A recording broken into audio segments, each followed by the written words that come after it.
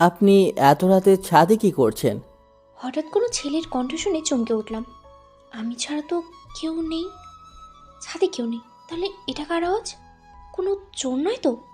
কে কে আপনি? সেটা না হয় অজানাই থাক। এখন আপনি ছাদ ত্যাগ করুন। এই সময়ে আশেপাশে অনেক খারাপ জিনেরাই ঘোরাফেরা করে, তাই ভালো হবে আপনি ছাদ ত্যাগ করুন। আর এই অসময়ে ছাদে আসবেন না। ছেলেটির কণ্ঠ খুবই ভালো লাগছে, তবুও বললাম, আজব লোক তো আপনি। আপনি কে, হ্যাঁ, যে আমাকে এত জ্ঞান দিচ্ছেন? আমি আপনার কোনো কথা শুনতে বাধ্য নই। আপনি নামাজ পড়েন? হ্যাঁ, তাতে আপনার কি? আমার তো মনে হচ্ছে না। কোন দিক দিয়ে মনে হয় না আমি নামাজ পড়ি না? নামাজি মেয়েরা পর্দাশীল হয়, কিন্তু আপনি মাঝরাতে পর্দা না করে চুল খোলা রেখে ছাদে এসেছেন, তাতে কি করে বুঝবো আপনি নামাজি? এই রে, পুরো সাড়ে সর্বনাশ! ছি ছি ছি ছি ছি, কি লজ্জা কি লজ্জা! কোরআন তেলাওয়াত শোনার কৌতূহলে ভুলেই গিয়েছে ওনার কথা। কোনো কথা না বলে লজ্জায় দৌড়ে চলে গেলাম নিজের রুমে। আমি মিহিতা, আব্বুজান আর ফুপিকে নিয়েই আমার পরিবার। আমার যখন 15 বছর বয়স, তখন হঠাৎ মা মারা যায়। মায়ের মৃত্যুটা ছিল অদ্ভুত, যা আজও জানতে পারিনি। আব্বুজান একজন মসজিদের ইমাম এবং আমাদের এলাকার মাদ্রাসার প্রতিষ্ঠাতা, তাই সবার কাছে সম্মানের আমার বাবা। আমাজান মারা যাওয়ার কিছুদিন পরেই ফুপা মারা যায়। ওনার মৃত্যুর কারণ এটাও আমি আজও জানতে পারিনি। ফুপা মারা যাওয়ার পরে আব্বুজান ফুপিকে আমাদের বাসায় নিয়ে আসে। ফুপিকে পেয়ে মনে হতো নিজের মাকে পেয়েছি। তিনি আমাকে নিজের মেয়ের মতোই আগলে রাখেন। আমি ছোট থেকেই কোরআন প্রেমী, তাই কোরআন তেলাওয়াত শুনলেই ছটফট করি। রাতে যখন শুয়েছিলাম, তখন হঠাৎ কাউকে মিষ্টি আওয়াজে কোরআন তেলাওয়াত পড়তে শুনলাম। এতটাই সুন্দর যে মন ছুঁয়ে গেল। যেখানে থেকে তেলাওয়াত শোনা যাচ্ছিল, আমি সেদিকেই ছুটে লাগলাম। আওয়াজটা উপর থেকেই আসছে। ছাদে গিয়ে দেখি কেউ নেই, ছাদ তো পুরো ফাঁকা। তাহলে আওয়াজটা কোথা থেকে আসছিল? এগুলো ভাবতে ভাবতেই সেই অদৃশ্য কণ্ঠটি শুনে তার পরের ঘটনা তো উপরে দেওয়াই আছে। তারপর আমি আর এই রাতে তেমন কিছু না ভেবেই ঘুমিয়ে পড়ি। সকালে ফজরের আজানে ঘুম ভেঙে গেল। তাড়াতাড়ি উঠে উঁচু করে নামাজ পড়ে নিলাম। নামাজ পড়ে জায়নামাজ ভাঁজ করে এসে ফুপিকে রান্নার কাজে সাহায্য করতে লাগলাম। এটা আমার প্রতিদিনের রুটিনই বলা যায়। যা মিহি, তোর বাবাকে গিয়ে চাটা দিয়ে আয়। আচ্ছা পপিমা, বলেই চাটা নিয়ে বাবার রুমের দিকে গেলাম। আব্বুজান, আসবো? হ্যাঁ মা, এসো। তারপর বাবাকে গিয়ে চাটা দিলাম। বাবা হাসি মুখে আমার হাত থেকে চায়ের কাপটি নিলেন এবং আমি তার থেকে একটু দূরে গিয়ে বসলাম। আচ্ছা আব্বুজান, যদি অনুমতি দেন তাহলে একটা প্রশ্ন করব। অনুমতি দিলাম, নির্ভয়ে বলো। আপনি কি উপরতলা ভাড়া দিয়েছেন? না মা, দেইনি। কিন্তু হঠাৎ এই প্রশ্নের কারণ? আসলে আব্বুজান, কাল রাতে আমি কারোর কোরআন পাঠ করতে শুনেছি তো, তাই আপনাকে প্রশ্ন করলাম। তুমি কি শিওর মা? হ্যাঁ আব্বুজান।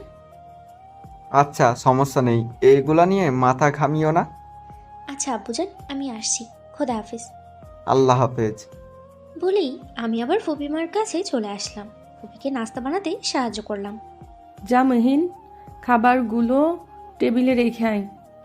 আচ্ছা ফুপিমা।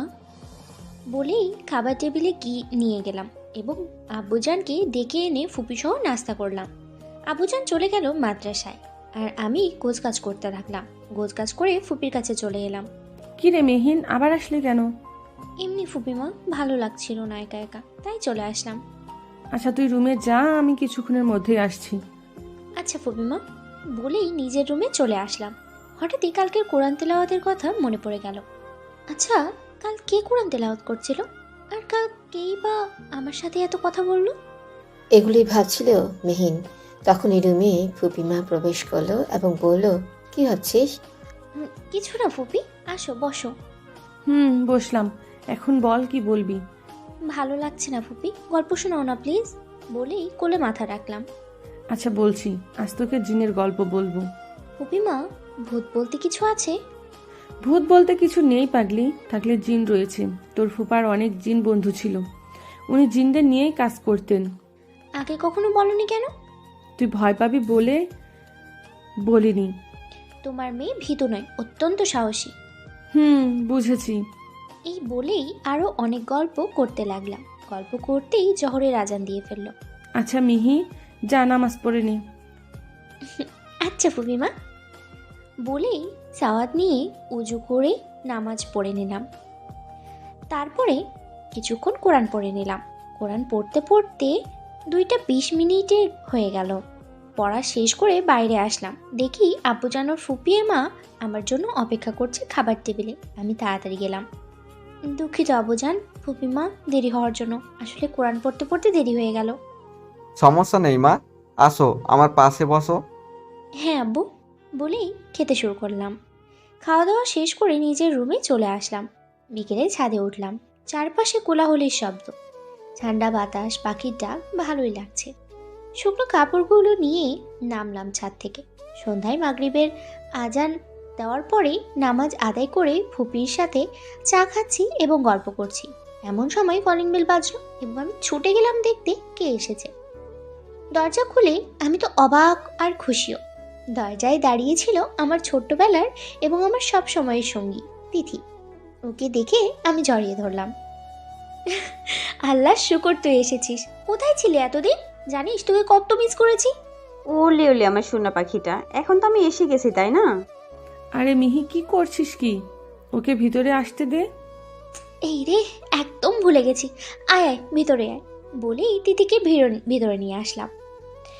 তা বল, কেমন আছিস? এই তো ভালো, তুই? আলহামদুলিল্লাহ। কই ছিলি এতদিন? চাচ্চুর কাছে গিয়েছিলাম, সরি তোকে বলতে পারিনি। আরে প্রবলেম নেই। এইভাবে দুই বান্ধবী গল্প করতে লাগলাম। গল্প করতে করতে ইশারা জান দিয়ে দিল। আচ্ছা, আজ না হয় আমি আসি। থেকে গেলে হতো না? না রে, বাসায় যেতে হবে আর্জেন্ট। আচ্ছা যা, ফি আমানিল্লাহ। আল্লাহ হাফেজ।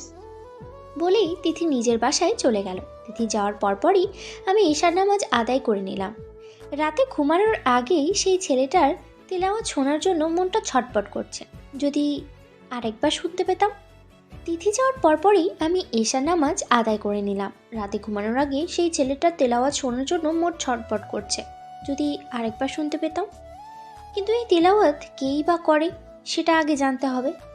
আজ ওনা নিয়েই শুয়েছি। কিছুক্ষণ পর আবার সেই কোরআন তেলাওয়াত শুনলাম। সত্যি কি অপরূপ তার কণ্ঠ। আমি আবার ছাদের দিকে ছুটলাম। ছাদে গিয়ে আবারও ফলাফল শূন্য পেলাম। মনটা খারাপ হয়ে গেল। ভালোভাবে চারপাশে তাকিয়ে দেখি চাঁদের আলোয় ছাদটা আলোকিত হয়ে আছে। ভালোই লাগছে, তাই ছাদে দাঁড়িয়ে পরিবেশটা উপভোগ করতে লাগলাম। আপনি আবার এখানে? এবার সত্যি সত্যিই ভয় পেয়ে গেলাম। কে আপনি? কোথা থেকে কথা বলছেন? আর আমাদের ছাদেই বা কি করেন? বলেই চারপাশে খুঁজতে লাগলাম। কোথা থেকে ছেলেটি কথা বলছে? খুঁজে লাভ নেই। আমি না চাইলে আপনি কখনই আমাকে দেখতে পারবেন না, তাই আপনি এখন আসতে পারেন। আপনার কথাই বা আমি কোন আক্কেলে শুনতে যাব? আমার কথা শুনলেই আপনার মঙ্গল, তাই যা বলছি শুনুন। আমি আপনার কথা শুনতে বা মানতে বাধ্য নই। আমার ছাদ, আমি যখন ইচ্ছে আসবো তখন ইচ্ছে যাব। অপরিচিত কারোর কথা শুনবো না। দেখুন, আপনার ভালোর জন্যই বলছি। আশেপাশে অনেক বদজিনরা ঘোরাফেরা করছে। তারা একদমই ভালো নয়, এদের মতলব খারাপ। তাই আল্লাহর দোহাই, আপনি ছাদ ত্যাগ করুন। ওরা আমার কিছুই করতে পারবে না। আপনি আগে আপনার পরিচয় দিন। আমার পরিচয় জেনে আপনি কি করবেন? কিছুই না। তাহলে জানা দরকার নেই। ছাদ থেকে যান, অজু করে শুয়ে পড়বেন। আল্লাহ হাফেজ। আরে শুনুন। হ্যালো, কই আপনি? কোনো সারা শব্দ পেলাম না। এত তাড়াতাড়ি কই চলে গেল আশ্চর্য তো। আমি আর তেমন কিছু না ভেবে ছাদ থেকে রুমে চলে আসলাম। হঠাৎ ওয়াশরুমের দিকে নজর গেল। উনি বলেছিলেন উজু করে নিতে।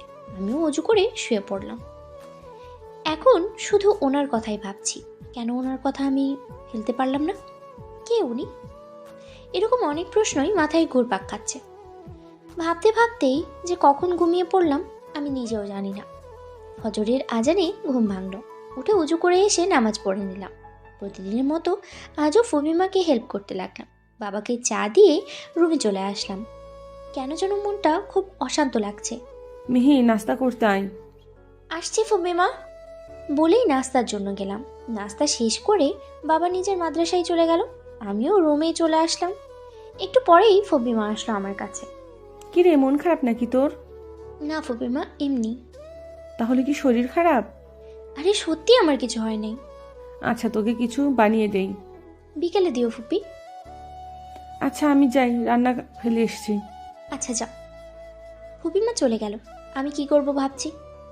সেই কোরআন তেলাওয়াতের কথা বারবার মনে পড়ছে। বুঝতে পারছি না কে এসে, কোথা থেকেই বা আওয়াজটা আসে, আবার ছাদের সেই ছেলেটাই বা কে। হঠাৎ কলিং বেল বাজলো, উঠে দরজা খুলতে গেলাম। আমার আগেই ফুপি দরজা খুলে দিয়েছে। তিথি এসেছে। তিথিকে পেয়েই আমার আর কিচ্ছু লাগে না, দুইজনে বসে গল্প করতে লাগলাম। ছাদের ব্যাপারটা এবং কোরআন তেলাওয়াতের ব্যাপারটা ভুলেই গেলাম।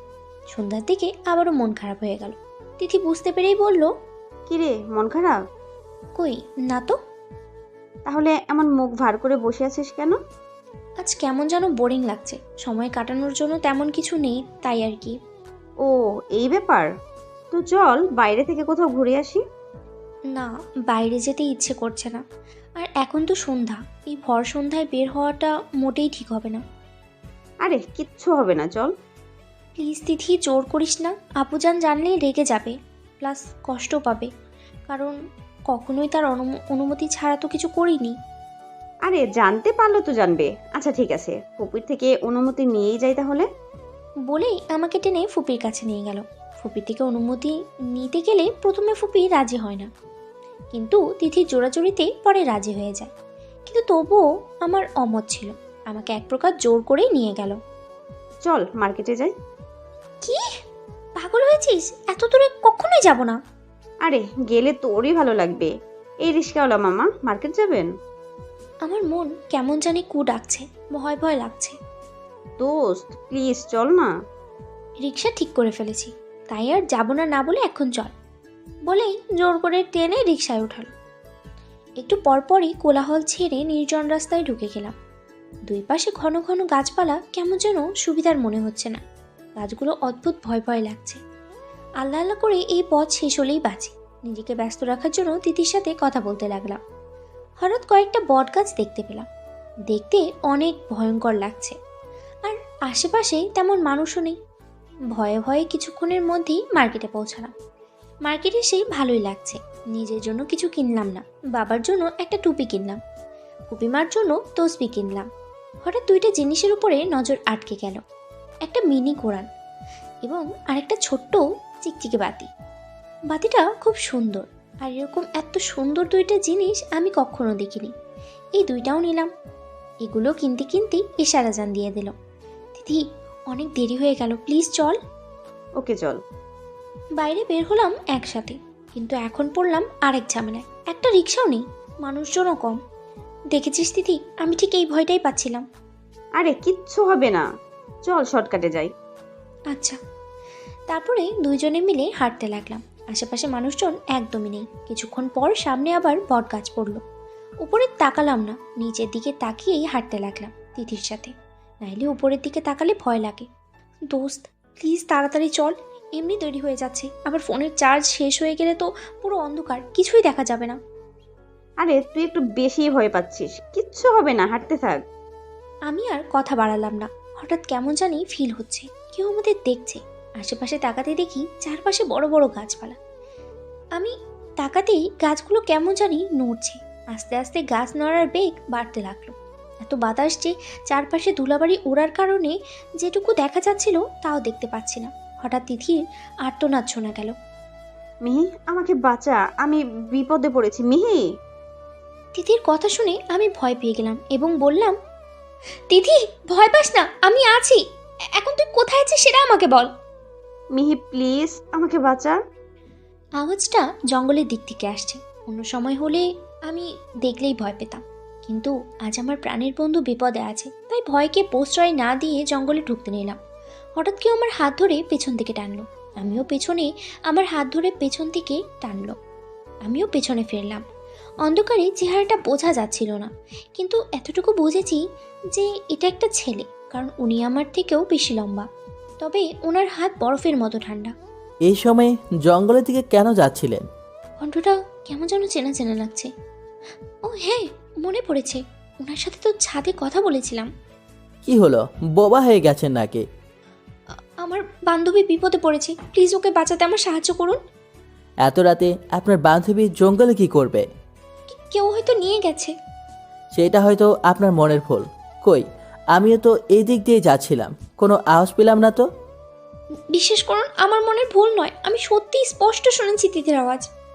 আচ্ছা, যদি সত্যিই হতো তাহলে আমি শুনলাম না কেন? আপনার কানে যে পোকা ঢুকেছে তাই। কিছু বললেন? কই কিছু বলিনি তো। আচ্ছা, যদি তিথি এখানে নাই থাকে তাহলে তিথি গেল কই? ওনাকে তো দেখলাম উনি সামনে এগিয়ে গেছেন, আর আপনি এখানে হাবলার মতো দাঁড়িয়ে আছেন। দেখুন, একদম বাজে কথা বলবে না।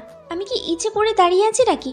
যখন বাসায় যাচ্ছিলাম তখন চারপাশে এত বাতাস বইতে লাগলো যে ধুলাবালির কারণে কিছুই দেখতে পাচ্ছিলাম না। আবার চারপাশে অন্ধকার হয়েছিল যে ভয়ে বুক শেষ। যখন ভয় ছিল তাহলে কোন আক্কেলে জঙ্গলে ঢুকেছিলেন? জানেন না জঙ্গলে কত জন্তু জানোয়ার আছে? আরে বললাম তো ভুল হয়েছে, এখন আমি বাসায় কি করে যাব? আমি পৌঁছে দিয়েছি, আসুন আমার সাথে। আপনাকে কেন বিশ্বাস করব? ওকে, আপনি থাকুন, আমি যাই। বলেই চলে যেতে চাচ্ছিল। আমি ওনার হাত ধরে আটকালাম। আপনি কোথায় যাচ্ছেন? একা একা ভয় করছে। আপনিই তো বললেন আমার সাথে যাবেন না, তো কি করার, আমি যাচ্ছি। এই বলে চলে যাবেন একটা মেয়েকে একা একা ছেড়ে? সাহায্য করতে চেয়েছিলাম, কিন্তু আপনি তো চান না আমার সাথে যেতে, তাই থাকুন বদজিনদের সাথে। ভয়ে আমি ওনাকে জড়িয়ে ধরলাম এবং বললাম, এখানে থাকতে আমাকে নিয়ে চলুন প্লিজ। আচ্ছা ঠিক আছে, ছাড়ুন। আমার এতক্ষণে মনে পড়লো আমি ওনাকে জড়িয়ে ধরেছি, সাথে সাথে ওনাকেই ছেড়ে দিয়ে দাঁড়ালাম। ইস, কি করলাম এটা আমি? কখনো কোনো ছেলের দিকে ফিরেও তাকাইনি, আর কিনা ডিরেক্ট। আল্লাহ, এগুলো কি হচ্ছে আমার সাথে? তো এখন যা হোক, নাকি এখানেই দাঁড়িয়ে থাকবেন? না না, চলুন বলেই ওনার সাথে হাঁটতে লাগলাম। ওনার সাথে থেকে কেন জানি ভয়টা উধাও হয়ে গেল। মনের মধ্যে কোনো রকম ভয় নেই। নীরবতা ভেঙে ওনাকে জিজ্ঞেস করলাম, আচ্ছা, আপনার পরিচয়টা তো দিলেন না। কি করবেন পরিচয় দিয়ে? আমি পরিচয় জানতে চাইলে আপনি এমন করেন কেন? কেমন করলাম? অদ্ভুত তো, আপনি মানুষ, এর থেকে মানুষ তো পরিচয় জানতে পারে, এটাই তো স্বাভাবিক। আর যদি বলি আমি মানুষ নই তাহলে? মানে? অবাক হয়ে ওনার দিকে তাকালাম। না কিছু না, এমনি মজা করলাম আর কি। ওনার হাসির আওয়াজটা বেশি নয় আবার কমও নয়, একদম অস্বাভাবিক। একজন মানুষ কি করে এতটা নিখুঁতভাবে সব মেনে চলতে পারে? আমি আর এত কিছু না ভেবেই বললাম, আচ্ছা ঠিক আছে, আপনার বেশি কিছু বলতে হবে না, আপনি শুধু আপনার নামটা বলুন, যদি আপনার আপত্তি না থাকে। আপত্তি আছে। এমা, আবার কিসের আপত্তি? আরহাম। ও আচ্ছা, আবার প্রশ্ন করলাম, আচ্ছা আপনি থাকেন কোথায়? আপনার বাসা এসে গেছে, আপনি এখন যান, আমি আসি। আল্লাহ হাফেজ। আমি সামনে তাকিয়ে দেখলাম আমি সত্যি সত্যি বাসায় এসে গেছি, কিন্তু এত তাড়াতাড়ি কী করে চলে আসলাম? হয়তো কথা বলতে বলতে কখন রাস্তা শেষ হয়ে গেছে খেয়ালই করিনি। যাই হোক, আরহামকে একটা ধন্যবাদ দেওয়া উচিত। ছেলেটা এত কিছু করলো আমার জন্য, ভেবেই পাশে ফিরে ধন্যবাদ দিতে যাব, দেখি উনি নেই। এমা, উনি কোথায় গেল? একটু আগেই তো এখানেই ছিল, এত কম সময়ে কোথায় চলে গেল? আশেপাশে ফিরে ফিরে দেখলাম কিন্তু কোথাও কেউ নেই, হয়তো চলে গেছে। বাসায় এসে দেখলাম বাবা ফুপি বসে আছে, আর তাদের সামনে বসে দিদি কাঁদছে মাথা নিচু করে। আমি আব্বুজানকে ডাক দিলাম, সাথে সাথে তিনজন আমার দিকে তাকালো। ফুপি তো এক প্রকার দৌড়ে এসে আমাকে জড়িয়ে ধরে এবং বলে, শুকর আল্লাহ, তুই ফিরে এসেছিস। কোথায় ছিলি তুই? ফুপি, আমি পথ হারিয়ে ফেলেছিলাম। পথ যখন হারিয়ে ফেলবি তখন তোকে কে যেতে বলেছিল, তাও আমার অনুমতি ছাড়া? ক্ষমা করে দিবেন আব্বুজান। ক্ষমা? তাও তোমাকে? আমাকে না বলে বাইরে গেছো, তবুও ক্ষমা? আসলে দোষটা আমার ছিল, মিহি যেতে চাইনি, তবুও জোর করে নিয়ে গেছি। আর আমার অসাবধানতার কারণেই ওকে হারিয়ে ফেলেছিলাম। তাই আমাকে যা বলার বলুন, তাও ওকে কিচ্ছু বলবেন না। কেন নিজেকে এত দোষারোপ করছিস দিদি? প্রথমে তোকে যদি না বলতাম যে বোরিং লাগছে, তাহলে হয়তো তুই কোথাও যাওয়ার কথা বলতি না। আব্বুজান আর কিছু না বলে ভিতরে চলে গেলেন, এতে খুবই কষ্ট পেলাম। দিদি আবার বলতে লাগলো, প্লিজ মিহি, আমাকে ক্ষমা করে দে। তখন কথা বলতে বলতে চারপাশে কি হচ্ছিল সেটা আমি বুঝতেই বাড়িতে আসার পরপরই আমার তোর কথা মনে পড়ে। ছুটে বাইরে এসে তোকে অনেক খুঁজতে লাগি, কিন্তু কোথাও পাইনি। শেষমেশ তোকে পাবো বলে তোদের বাসায় চলে আসি, কিন্তু এখানে এসে তোকে পাইনি। ক্ষমা করে দিস বোন আমায়। ধর পাগলি, ক্ষমা চাইছিস কেন? আমি তো জানি তুই না বুঝে ভুল করে ফেলেছিস, কিন্তু এখন দেখ সব ঠিক হয়ে আছে, আমি চলে এসেছি, তাই নো কান্না। আমি আবার বলি, যা, এখন বাসায় যা। কেঁদে কেঁদে মুখটা গোলালু করে ফেলেছিস। এখন গিয়ে খেয়ে ঘুমিয়ে পড়, কেমন? আল্লাহ হাফিজ। আচ্ছা। বলেই তিথি চলে গেল। আমি ফুপুর সাথে কিছুক্ষণ কথা বলে রুমে এসে ফ্রেশ হয়ে এবং উজু করে এশার কাজা নামাজটা আদায় করে নিলাম। আরহামের কথা এখনো কাউকে বলিনি। নামাজ পড়ে গিয়ে ডিনার করতে গেলাম। আব্বুজান খেতে আসেননি, হয়তো এখনো আমার উপরে রেগে আছেন। আমি আর কি করার, খেলাম না। হুমিমাও খেলেন না। কারোরই গলা দিয়ে খাবার নামবে না। আমি রুমে এসে মন খারাপ করে শুয়ে পড়লাম।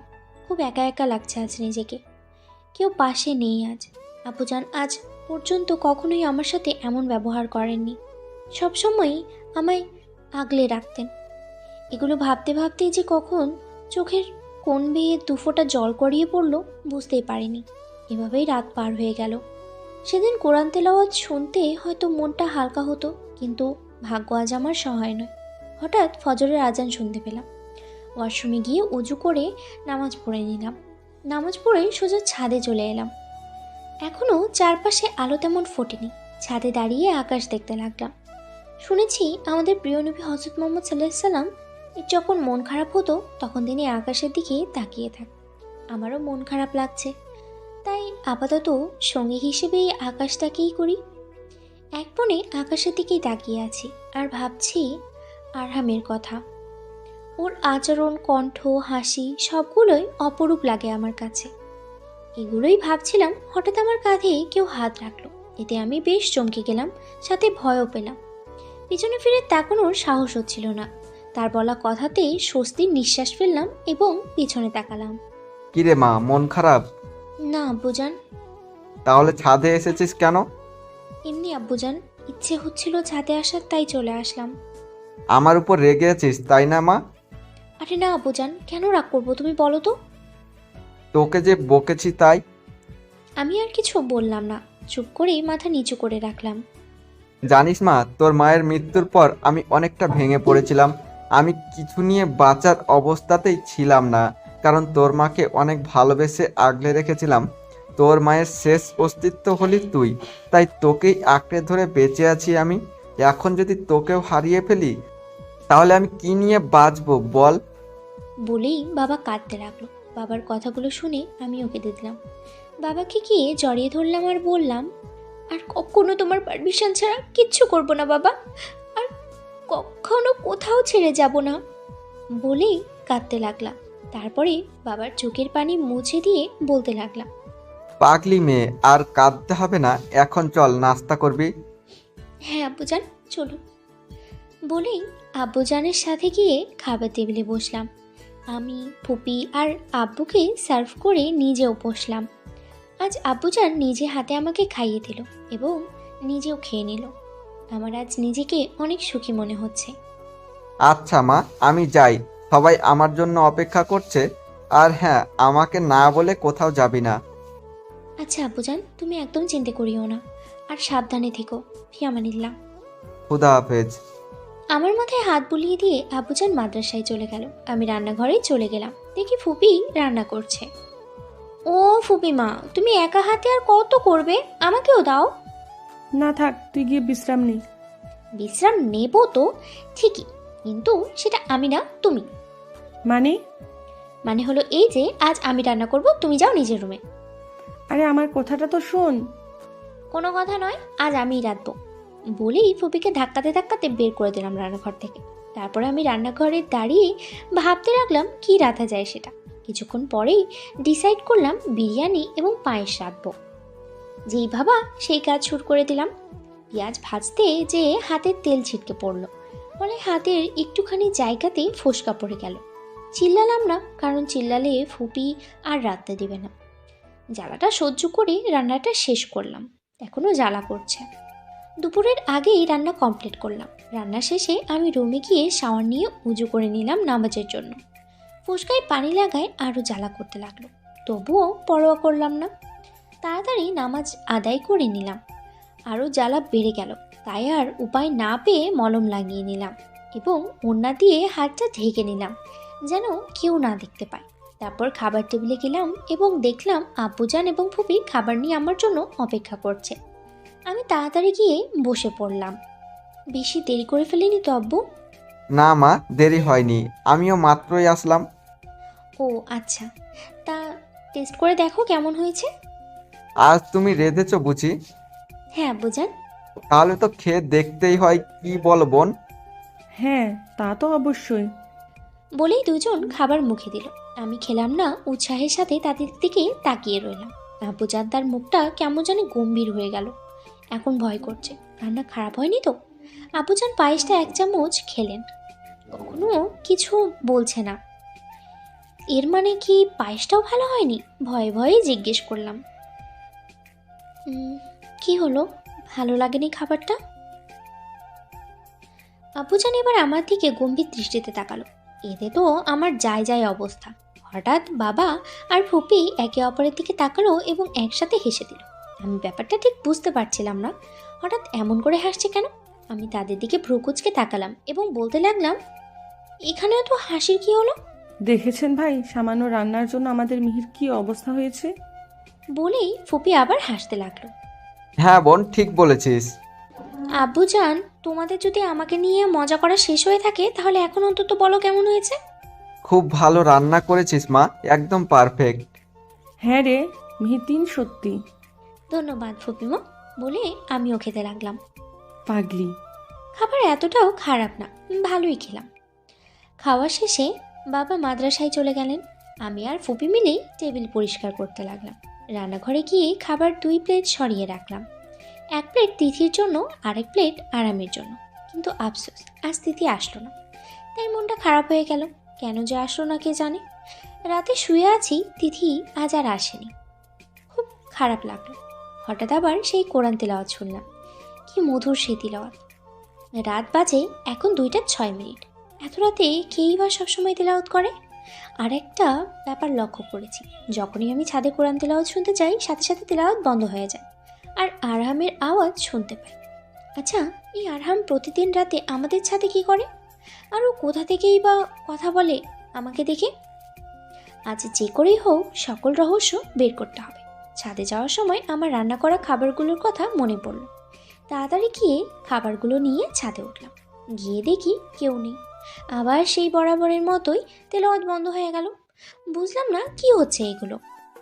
আবারও সেই কণ্ঠস্বর পেলাম, কিন্তু আওয়াজ শুনে মনে হচ্ছে আরহাম আমার সামনাসামনিই দাঁড়িয়ে আছে, কিন্তু আমার সামনে তো কেউ নেই। এটা আবার কি করে সম্ভব? কি হলো, কি নিয়ে এত ভাবছেন? না না, কই কিছু না তো। তাহলে ছাদে কি করছেন? ঘুম আসছিল না তাই চলে আসলাম। আর আসার দরকার নেই, আপনি এখনই ছাদ ত্যাগ করুন।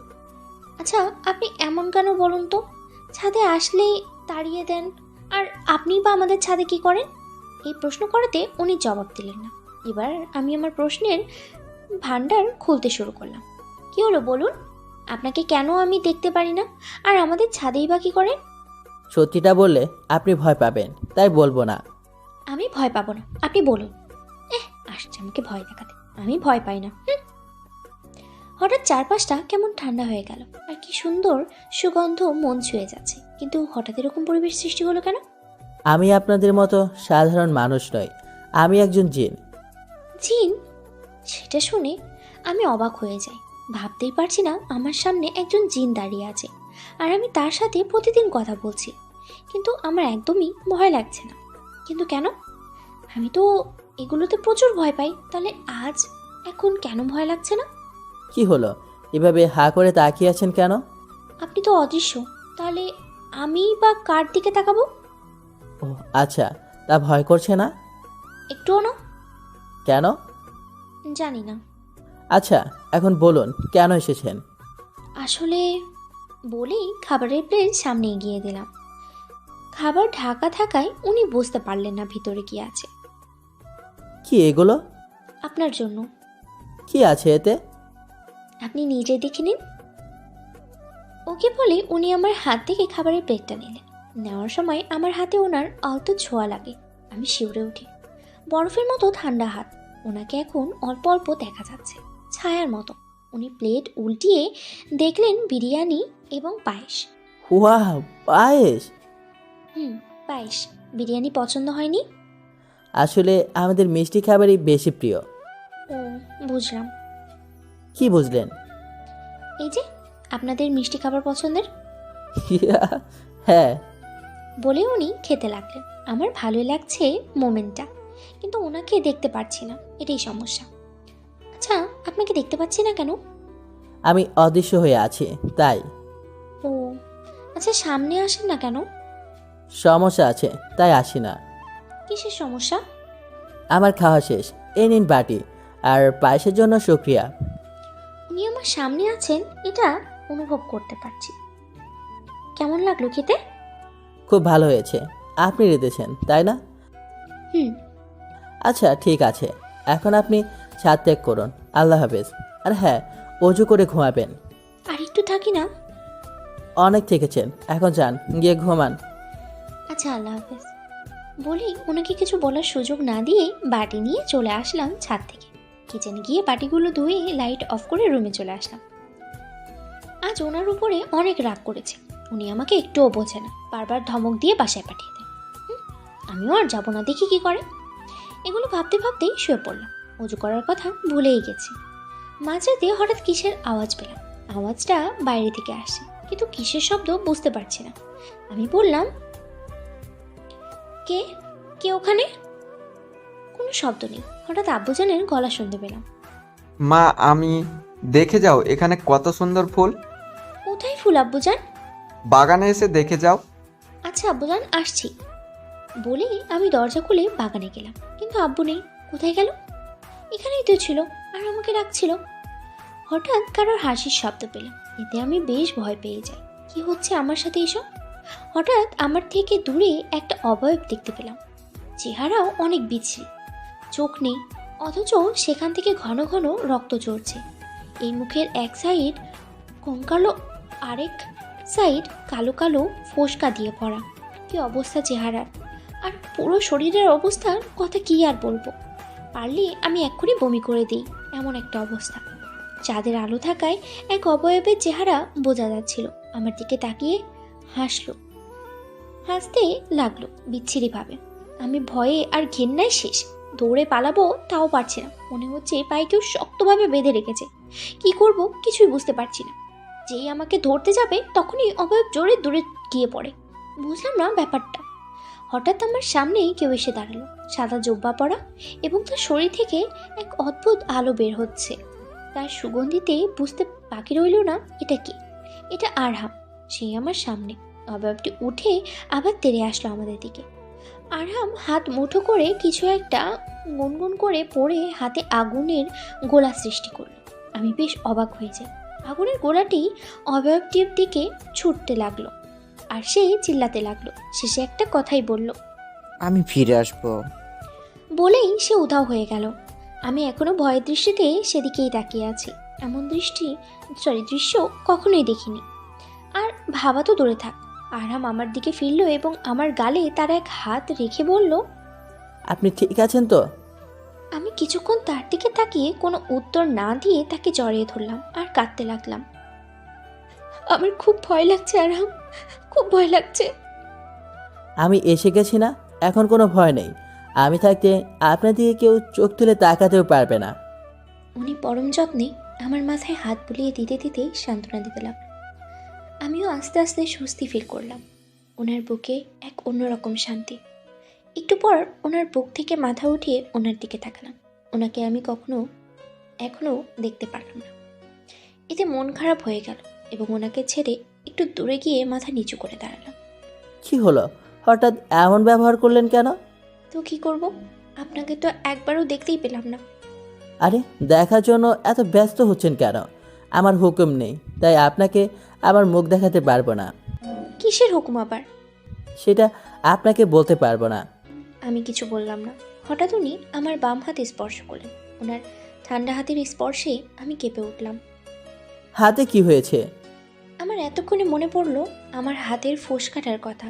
ওনার থেকে নিজের হাত ছাড়াতে চাইলাম, কিন্তু উনি আরও শক্ত করে ধরল এবং বলল, কি হলো, উত্তর দিচ্ছেন না কেন? ইয়ে মানে কি মানে করছেন? আসলে আবার? আসলে আজ রান্না করার সময় অসাবধানতার ফলে এমন হয়েছে। এত কেয়ারলেস কেন আপনি?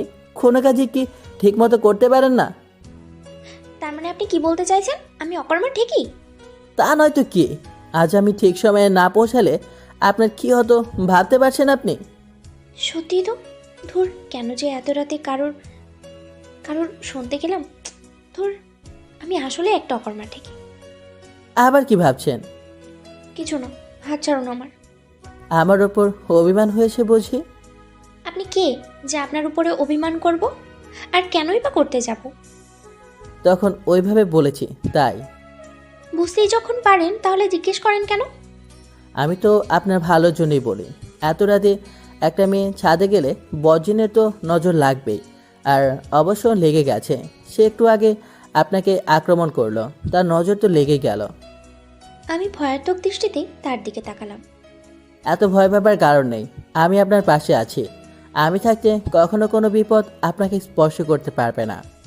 আমার কেন জানো আরামের প্রতি বিশ্বাসটা অনেক বেশি। উনি আবার বললেন, এখন বাসায় যান, আর একটু পরেই ফজরের আজান দেবে। আর হ্যাঁ, গিয়ে অজু করে নেবেন। আচ্ছা। তাহলে আমি আসি, আল্লাহ হাফেজ। ফি আমানিল্লাহ। উনি আমার গালে আলতো করে স্পর্শ করেই হাওয়ায় মিলিয়ে গেলেন। আমিও আর 1 সেকেন্ড না দাঁড়িয়ে বাসায় চলে আসলাম। যদি আবার কিছু ঘটে যায় সেই ভয়ে আস্তে করে মেইন দরজাটা বন্ধ করে নিজের রুমে চলে আসলাম। অজুর কথা মনে পড়তেই ওয়াশরুমে দৌড়ে গিয়ে অজু করতে চলে গেলাম। অজু করতে গিয়ে খেয়াল করলাম হাতের ফোসকাটা নেই। ওমা, ফোসকাটা কোথায় গেল? এতক্ষণ তো ছিল, তাহলে হঠাৎ উধাও হয়ে গেল কি করে? এগুলো ভাবতে ভাবতেই ফোসকা যেদিকে ছিল সেখানে হাত বোলাতে লাগলাম। ভালো করে হাতটা দেখার জন্য চোখের সামনে নিলাম। তখনই হাত থেকে সেই মিষ্টি সুগন্ধিটা পেলাম। আর তখনই মনে পড়লো এখানে আরহাম হাত বুলিয়েছিল। আরহাম এখানে স্পর্শ করার আগ পর্যন্ত ফোসকাটা ছিল, কিন্তু আরহাম স্পর্শ করার পর এখন আর নেই। তার মানে কি আরহামই ঠিক করে দিয়েছেন? এগুলোই ভাবছিলাম। ভাবতে ভাবতে উজু করে রুমে চলে আসলাম। কিছুক্ষণের মধ্যেই আজান দিল। আজান শেষে নামাজ পড়ে নিলাম। তারপর প্রতিদিনের মতো করেই ফুপির কাছে গিয়ে ফুপিকে সাহায্য করতে গেলাম। সময় অনুযায়ী বাবার চা তার রুমে দেওয়ার জন্য গেলাম। আব্বুজান, আসবো? হ্যাঁ মা, এসো। নাও তোমার চা। আব্বু চাটা নিলেন। আমার কেন যেন কাল রাতের বিষয়টা বাবাকে বলতে ইচ্ছে হচ্ছিল। আব্বুজান, কিছু কথা ছিল।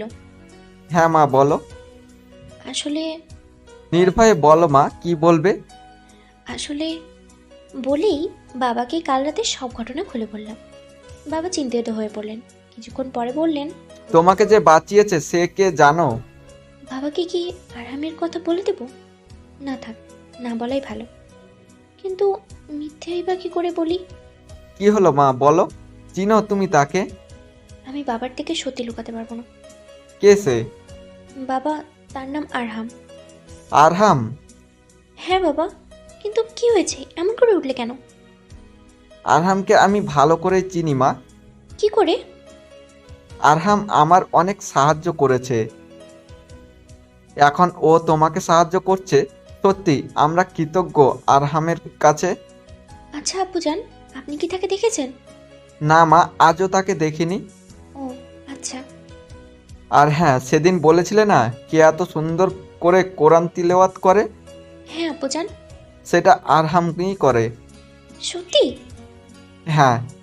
কিন্তু আব্বুজান, উনি আমাদের এখানেই বা কি করে সব সময়? তা তো জানি না মা। কিন্তু এতদিন আরহাম সম্পর্কে বলনি কেন আমাকে? ভয় পেতে তুমি মা। আমি মোটেও ভীত না। তা তুমি আরহাম সম্পর্কে জানো কি করে? আরহামের সাথে কথাবার্তা সেই প্রথম দিন থেকে যা যা হয়েছিল সব খুলে বললাম। আব্বুজান আরও অবাক হয়ে গেলেন। এত কিছু হয়ে গেল আর আমি কিছুই টের পেলাম না। ক্ষমা করে দিও আব্বুজান, আসলে তবে যাই হোক, সেদিন আরহাম যদি না থাকতো তাহলে হয়তো সত্যি সত্যি তোকে হারিয়ে ফেলতাম। ওহ আব্বুজান। আর হ্যাঁ, আরহামের ব্যাপারে এবং এসবের ব্যাপারে কাউকে কিছু বলবি না, কারণ আশেপাশে শত্রুর অভাব নেই। আচ্ছা আব্বুজান, তুমি যা বলবে তাই হবে। কি হবে? বাবা আর মেয়ে তো ভালোই গপ্প করছো, আর আমাকে ভুলেই গেছো। ও ফুপিমা, কি যে বলো না, তোমাকে ছেড়ে বুঝি গল্প জমে? হয়েছে, এখন খেতে আসো। বলেই একসাথে গিয়ে সকালের নাস্তাটা সেরে নিলাম। নাস্তা করেই বাবা চলে গেলেন মাদ্রাসায়। আমি রুমে চলে আসলাম এবং ভাবতে লাগলাম কাল রাতের ঘটনা এবং আজ বাবার বলা কথাগুলো। আরাম কেন সামনে আসে না? রাতে ঘুম না হয় ভাবতে ভাবতে কখন যে ঘুমিয়ে যায় মনেই নেই। এইদিকে কি কাল সব ঠিক মতো করছে তো? না, হয়নি। কি কালো হলো না সিট? আমি আবারও যাব। তুই একটা মূর্খ, তোকে দিয়ে কিছুই হবে না। দয়া করে আর একটা সুযোগ দেন, দেখবেন সব ঠিক মতো করবো। ওকে দিলাম সুযোগ, এবারও যদি না পারো তাহলে। বলেই গলায় হাত দিয়ে ইশারা দিল কেটে দিবে। অবয়বটি ভয় পেয়ে যায় এবং বলতে লাগে, না না, আমি পারবো। তো এখান থেকে যাও। আদেশ পাওয়ার সাথে সাথে অবয়বটি চলে গেল এবং সে আদেশকারী ভিলিনি হাসি দিয়ে বলতে লাগে, তোকে আমার হাত থেকে কেউ বাঁচাতে পারবে না মিহিতা। তোকে সহ তোর পুরো পরিবারকে আমি ধ্বংস করে দিব। ধ্বংস হবি তুই আর তোর পুরো পরিবার। বলে জোরে জোরে হাসতে লাগলো। আরেকজন লুকিয়ে সব শুনে এবং বলে, আমি থাকতে কখনো মিহি আর তার পরিবারের কোনো ক্ষতি হতে দেব না। ওদের রক্ষার জন্যই আল্লাহ আমাকে তাদের রহমত হিসেবে পাঠিয়েছে। আর তোর বিনাশ মিহির হাতেই লেখা। আল্লাহ তোদের বোঝার তৌফিক দান করুক, আমিন। ঘুম থেকে উঠে দেখি তিথি আমার পাশে বসে আছে। ঘড়ির দিকে তাকিয়ে দেখি 12:40 বাজে। হায় আল্লাহ, এতক্ষণ ঘুমালাম ভেবেই লাফ দিয়ে উঠলাম। তিথি আমার লাফ দিয়ে ওঠা দেখে উত্তেজিত হয়ে বলল, কি হলো মিহি, এমন করে উঠলি কেন? আরে না না, তেমন কিছু না, ঘুমিয়েছি, দেরি হয়ে গিয়েছে, তাই আর কি এভাবে লাফ দিয়ে উঠেছি। ও আচ্ছা। তা তুই কখন এলি? এই তো 2 ঘন্টা হলো। 2 ঘন্টা হলো আর তুই আমাকে একবারও ডাকলিও না? কেমনে ডাকবো বল, এসে দেখি মরার মতো ঘুমাচ্ছিস, তাই ভাবলাম না জাগানোই ভালো। বুঝলাম। এই বলেই দুজন আরও অনেক গল্প করতে লাগলাম। কিছুক্ষণের মধ্যেই জোহরের আজান কানে ভেসে আসলো। তিথি বলল, শোন আমি যাই, আল্লাহ হাফেজ। আল্লাহ হাফেজ। তিথি চলে গেল। তিথি যাওয়ার পরেই আমি শাওয়ার নিয়ে উজু করে নামাজ পড়ে নিলাম। এভাবেই কেটে গেল 2 দিন। এই 2 দিনে আরামের সাথে আর কথা হয়নি, না শুনেছি সেই মিষ্টি সুরের কোরআন তেলাওয়াত। মনটায় কেমন যেন ব্যথা অনুভব হচ্ছিল। মনে হচ্ছে কিছু না একটা মূল্যবান কিছু হারিয়ে ফেলেছি। বুকের চিনচিন ব্যথা আর যে সহ্য হচ্ছে না। 2 রাত না চাইতেও আরামের জন্য অশ্রু ফেলেছি। তাহাজ্জুদ নামাজে আল্লাহর কাছে বলেছি, হে আল্লাহ, তুমি দয়া করে আরামকে এনে দাও। আমি যে আর পারছি না তার থেকে দূরে থাকতে। প্রতিটা মিনিট যে দিন মনে হচ্ছে। আল্লাহ, জানি না কেন মনে হচ্ছে, তবুও তোমার দোহাই আরামকে ফিরিয়ে দাও আমার কাছে। কাঁদতে কাঁদতে কথাগুলো মোনাজাতে বললাম এবং বলে শেষ করলাম। পাশে ফিরতে দেখি একটা সাদা ছায়া। প্রথমে ভয় পেয়েও পরে বুঝেছি যে এটা আরহাম। আমার ঠোঁটে হাসি ফুটে উঠল। আপনি এখানে? আপনি যেভাবে আমাকে স্মরণ করেছেন, না এসে থাকতে পারি? কে আপনাকে স্মরণ করলো? আপনি ছাড়া কেই বা করবে? কই স্মরণ করলাম? এই 2 দিনে অনেকবার করেছেন। এখন এসে তো দেখি কেঁদে কেঁদে নিজের নাজেহাল অবস্থা বানিয়েছেন। আমি কিছু বললাম না। ওনার দিকে এক পলক তাকিয়ে মাথা নিচু করে ফেললাম। তারপর আমার চুপ করে থাকা দেখে আমার কাছে এসে আমার চোখের পানিগুলো পরম যত্নে মুছে দিলেন। আমি তা চোখ বন্ধ করে অনুভব করতে লাগলাম। আমি আর নিজেকে সামনে রাখতে পারলাম না। ওনাকে জড়িয়ে ধরে ডুকরে কেঁদে উঠলাম এবং বললাম, কোথায় ছিলেন আপনি এই 2 দিন? কোথায় চলে গিয়েছিলেন? একবারও আমার কথা মনে পড়লো না যে আমি কি করে থাকবো? জানেন কত কষ্ট পেয়েছি আমি? সারা দিন রাত আপনার কথা মনে পড়েছে। বারবার আপনার কাছে ছুটে যেতে ইচ্ছে করছিল। কেন বোঝেন না আমাকে? বলেই আবার কাঁদতে লাগলাম। উনি মাথায় হাত বোলাতে বোলাতে বলতে লাগলো, আচ্ছা শান্ত হন, আমি তো এখন চলে এসেছি আমার মিহিতা পাগলির কাছে। কাঁদে না মিহিতা পাখি। যাক, আপনার সাথে কাটি। আপনি খুব মজা, আমাকে একটুও ভালোবাসেন না, শুধুই কষ্ট দেন। আরে বাবা, এত রাগ করছেন কেন? আচ্ছা, আপনাকে কি তুমি করে বলতে পারি? না, পারবেন না। কেন? আমি বলেছি তাই। আচ্ছা তাহলে আমি চলে যাই। বলেই উনি চলে যেতে নিলেন। আমি ওনাকে হাত ধরে আটকালাম এবং আবার জড়িয়ে ধরে কাঁদতে কাঁদতে বললাম, এমন করেন কেন আপনি? একটু অভিমান করার অধিকারও নেই আমার? বারবার চলে যাওয়ার কথা বলেন, আমার বুঝি কষ্ট হয় না? আর আপনার যেভাবে ইচ্ছে সেভাবেই আমাকে ডাকতে পারেন, এত পারমিশন নেওয়ার কি আছে? আচ্ছা মিহি পাখি, তোমার যা ইচ্ছা তাই হবে। বিয়ে করবে আমাকে? বিয়ের কথা শুনে ওনার দিকে অবাক দৃষ্টিতে তাকালাম। কি করে সম্ভব? তুমি চাইলেই সম্ভব। মানুষ আর জিনের মিলন কেমনে সম্ভব আরহাম? হয় মিহি, শুধু তুমি আমি না, আরও অনেক মানুষ আর জিনের বিয়ে হয়েছে, সংসার করেছে। কিন্তু কি করে? তুমি শুধু বলো বিয়ে করবে কিনা। হ্যাঁ, কিন্তু ভালোবাসায় সবই সম্ভব মিহি পাখি, সবটা আমার উপর ছেড়ে দাও। আমার গালে আলতো করে হাত রেখেই বলল। আমি সামান্য লজ্জা পেয়ে নিচে তাকিয়ে থাকি। কিছুক্ষণ নীরবতার পর উনি বললেন, আচ্ছা মিহি, আমার যাওয়া লাগবে এখন। আর একটু থাকেন না? না মিহি, খুবই আর্জেন্ট, যেতেই হবে। আচ্ছা, সাবধানে যাবেন কেমন? ফি আমানিল্লাহ। আল্লাহ হাফেজ। বলেই আরহাম চলে গেল। আমিও আর দেরি না করে নিশ্চিন্তে ঘুমিয়ে পড়লাম। হয়তো ঘুমটা আমার জন্য বেশিক্ষণের ছিল না, হলো আমার জীবনের সবচেয়ে বড় ঝড়, যেটা কখনো কল্পনাও করতে পারিনি। রাতে ঘুমাচ্ছিলাম, হঠাৎ মনে হলো আমি ভাসছি, কিন্তু কি করে সম্ভব? স্বপ্ন ভাবলাম, তাই আবার নিশ্চিন্তে ঘুমাতে লাগলাম। পর মুহূর্তেই মনে হলো সত্যি সত্যিই আমি ভাসছি, তাই চোখ খুললাম সাথে সাথে।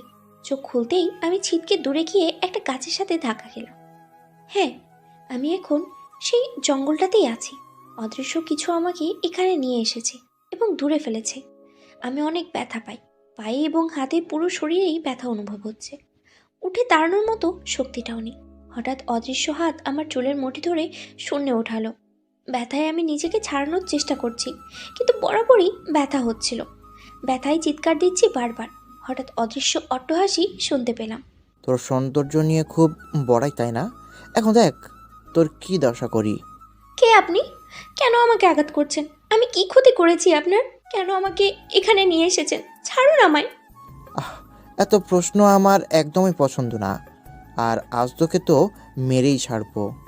বলেই আবার আমাকে অবয়বটি দূরে ছিটকে ফেলল। এবার আরও বেশি ব্যথা পেলাম। ঠোঁট ফেটে রক্ত বের হয়ে গেল। কপালে হাত দিয়ে দেখি সেখানটাতেও কেটে গেছে। কি করব কিছুই বুঝে উঠতে পারছি না। এবার বহু কষ্টে উঠে দাঁড়ালাম এবং ভাবতে লাগলাম কি করব। আর বেশি কিছু না ভেবে দোয়া দরুদ পড়তে লাগলাম, কারণ এখন আমার একমাত্র এইগুলোই বাঁচাতে পারে। দোয়া দরুদ পড়লে সামনাসামনি আক্রমণ না করলেও কিছুক্ষণ পরপরই সাইড দিয়ে এসে আমাকে আঁচড় কাটছে। এতে আমার পরনের জামা প্রায় অনেকাংশেই ছিঁড়ে গেছে। ভয় আর ব্যথায় কি করব কিছুই বুঝতে পারছি না। হঠাৎ মাথায় কেমন জানি ঝিমঝিম করতে লাগলো, চোখে ঝাপসা দেখতে লাগলাম। বুঝতে পারছি না কি হচ্ছে। আস্তে আস্তে জ্ঞান হারাতে লাগলাম। তারপর আর কিছু মনে নেই। সকালে যখন আমার জ্ঞান ফিরল, দেখি আমার চারপাশে অনেকেই দাঁড়িয়ে আছে। আশেপাশে তাকিয়ে দেখি আমি রাস্তায়।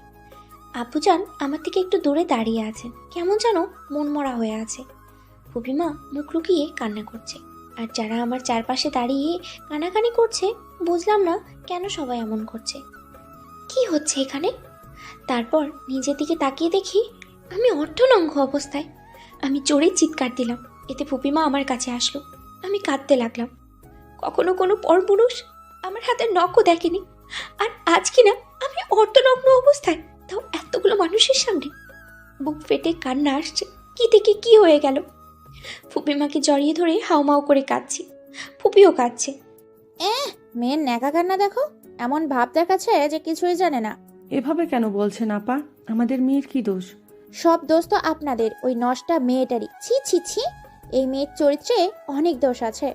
হ্যাঁ আপা, এই মেয়ের চরিত্রে অনেক দোষ আছে। একদম আমার মেয়ের চরিত্র সম্পর্কে বাজে কথা বলবেন না। আমার মেয়েকে আপনারা ভালো করেই চেনেন, তবুও এগুলো বলতে কলিজা কাঁপলো না? ওকে তো ভালো ভদ্রই ভাবতাম এবং চিনতাম, কিন্তু এখন আসল রূপ তো বেরিয়েই গেছে সবার সামনে, তাই না? মানে কি বলতে চাইছেন আপনারা? ওই পোড়ার মুখী নষ্টা মেয়ে, একদম চুপ কর। লজ্জা করে না মাঝরাতে অন্য পর পুরুষের সাথে ফষ্টি নষ্টি করতে? এটা কি তোর প্রতিদিনের ব্যবসা নাকি? চুপ করুন আপনি। ওকে কি কখনো নিজের চোখে অসভ্যতামি করতে দেখেছেন যে মুখে যা আসছে তাই বলছেন? আপনি একজন মেয়ে, মনে রাখবেন। ওরে বাপরে, চোরের মায়ের বড় গলা। আপনাদের বংশটাই নষ্টা বংশ, তাই একের পর এক ঝামেলা লেগেই আছে। আর ভাই, আপনি আপনার এই নষ্টা মেয়েকে বিয়ে দিয়ে দেন, নয়তো অন্য কিছু করে বিদায় করেন। এই নষ্টা মেয়ে আমরা আমাদের গ্রামে রাখতে দিব না। মিহি ওনাদের মেয়ে, তাই ওকে রাখবে কি রাখবে না সেটা নিশ্চয় আপনাকে বলে দিতে হবে না আন্টি। ওই ছোকরির নষ্টা মেয়ের সম্পর্কে গুণগান গাইতে আসছোস কেন রে? আর আপনি মিহির সম্পর্কে না জেনে নষ্ট নষ্ট করে চিল্লাচ্ছেন কেন? দিদি তুই প্লিজ চুপ কর, ওরা বড়, তাই ওদের যা ইচ্ছে বলতে দে। বড় বলে যা ইচ্ছে তাই বলবে? আমরা যা ইচ্ছা বলতেছি না। যদি এই মেয়ে নষ্ট নাই হতো তাহলে এমন অর্ধলগ্ন অবস্থায় কেন পড়েছিল রাস্তায়?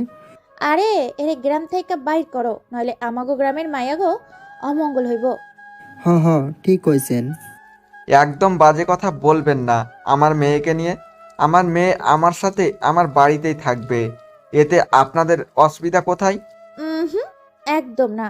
আপনার এই চরিত্রহীন মেয়েরে আমরা আমাগো গ্রামে রাখুম না। এসব শুনেই লজ্জায় ঘৃণায় মরে যেতে ইচ্ছে করছে। কেউ একবারও এটা জিজ্ঞেস করলো না আমার উপর দিয়ে কি গেছে, কি হয়েছিল, আমি ঠিক আছি কি না, কি ভাবছে, খারাপ লাগছে। এই মানুষগুলোকে আপন ভেবেছিলাম এবং তাদের বিপদে আপদে তাদের পাশে দাঁড়িয়েছিলাম। তাদের উপকারে তারা এই প্রতিদান দিল। কতটা সম্মান করতাম এদের, এনারা আজ আমাকে গ্রাম থেকে বের করে দিতে চাইছে। হে আল্লাহ, এগুলো দেখার আগে আমার মৃত্যু কেন দিলে না? কি এমন ভুল করেছিলাম যার জন্য এত কিছু সহ্য করতে হচ্ছে? যদি আত্মহত্যা মহাপাপ না হতো তাহলে হয়তো অনেক আগেই করে ফেলতাম। আর আরহাম, আপনি কোথায়? একবারও কি আমার কথা মনে পড়লো না? আপনি না বলেছেন আমাকে সকল বিপদের থেকে সাহায্য করবেন, তাহলে আজ কেন করলেন? আপনি কি তাহলে আমাকে ঠকালেন? এগুলোই ভাবছিলাম আর নীরবেই চোখের জল ফেলছিলাম। ওই সেমরি, তুই এখনো গ্রাম ছেড়ে বিদায় হস নাই? খাড়া, তোরে পিডায়া বাইর করতেছি। বলেই আমার দিকে তেড়ে আসছিলেন। তখনই এক যুবক আমার সামনে এসে দাঁড়ালেন এবং বললেন, আমি ওকে বিয়ে করে সসম্মানে বউ করে নিয়ে যেতে চাই। কণ্ঠটা কেমন যেন চেনা চেনা লাগছে, কিন্তু উনি কেন আমায় বিয়ে করে আমার সম্মান বাঁচাতে চান? দেখছেন ভাইজান, আপনার মায়ার নাগরের অভাব নাই। দেখেন একটা চইলা আইছে, খোঁজ নিয়ে দেখেন আরো নাগর বেরোবো।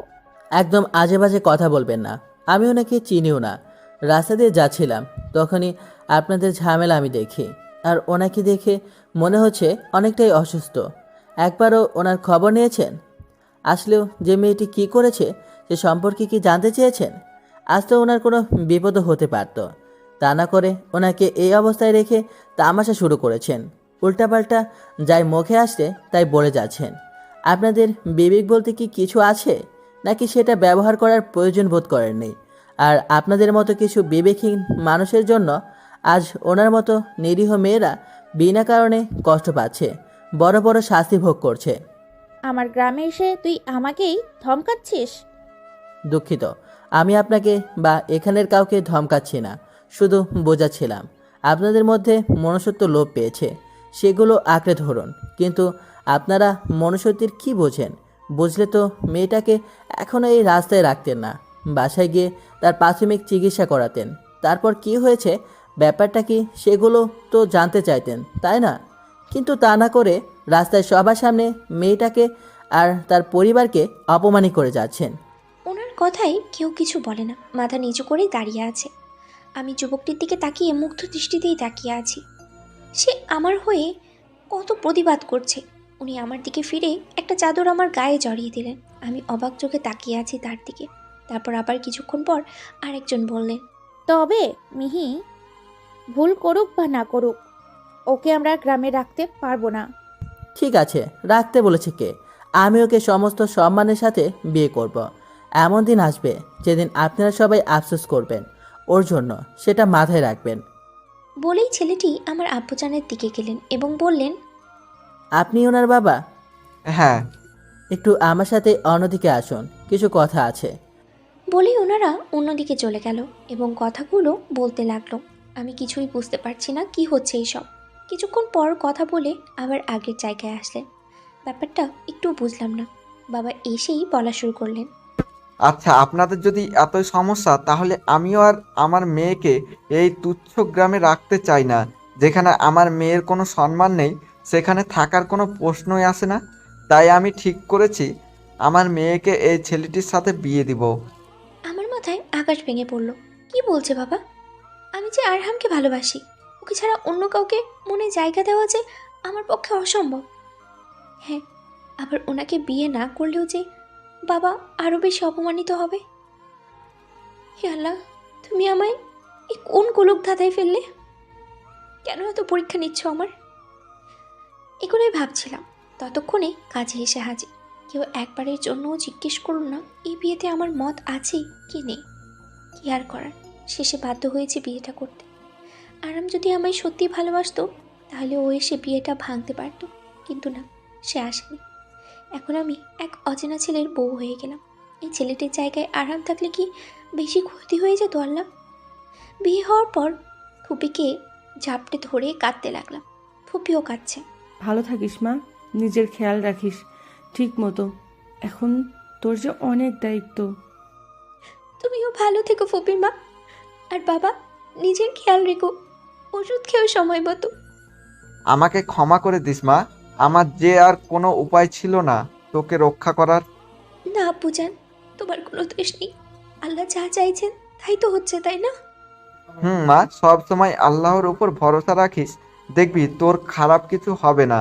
আর বাবা, আমার মেয়েটাকে ভালো রেখো। আমি তোমায় অনেক ভরসা করে ওকে তোমার কাছে তুলে দিচ্ছি। চিন্তা করবেন না বাবা, আমি আমার দায়িত্ব সম্পূর্ণভাবে পূরণ করব। আমি মিহিতার ছায়া হয়ে সবসময় তার পাশেই থাকব। আমি ওনার দিকে একবার তাকিয়ে চোখ নামিয়ে ফেললাম। কী দিকে কী হয়ে গেল সেটাই ভাবছি।